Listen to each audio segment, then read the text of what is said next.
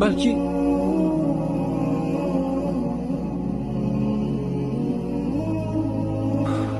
bu baribir noto'g'ri qaror. Bu bizning qarorimiz emas. Bu odamlarning qarori. Ularni bu yo'ldan qaytarishimiz kerak.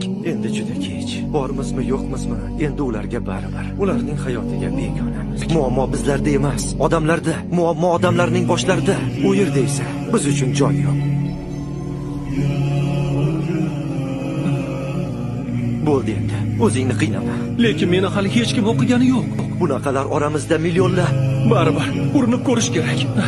To'xta, shoshma. Keyin kech bo'ladi. Iltimos, o'tkazmang. Marhamat.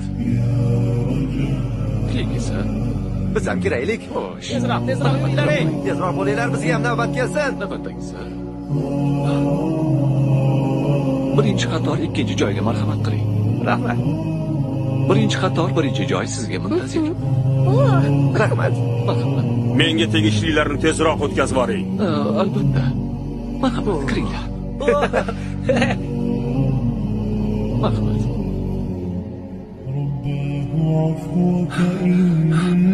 To'xtang, sizga kirish mumkin emas. Nega endi kirish mumkin emas? Negaki siz ro'yxatda yo'qsiz. Odam o'zini uyiga ham ro'yxat bilan kiradimi? Tushunmadim. Bu meni uyim. Men o'z uyimga kirmoqchiman. Ichkarida meni do'stim kutyapti. Biz uyni hamma keraksiz narsalardan tozalashimiz kerak.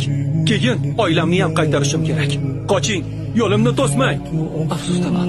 Endi siz ham, oilangiz ham ichkariga kira olmaysiz. Bekorlarni aytibsiz.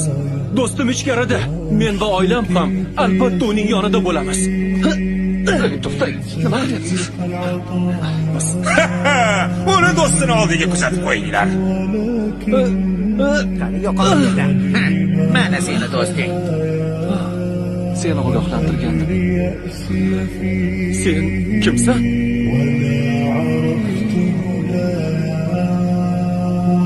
Yo'q, kerak emas. Endi men ham nega ularni ichkariga kiritding?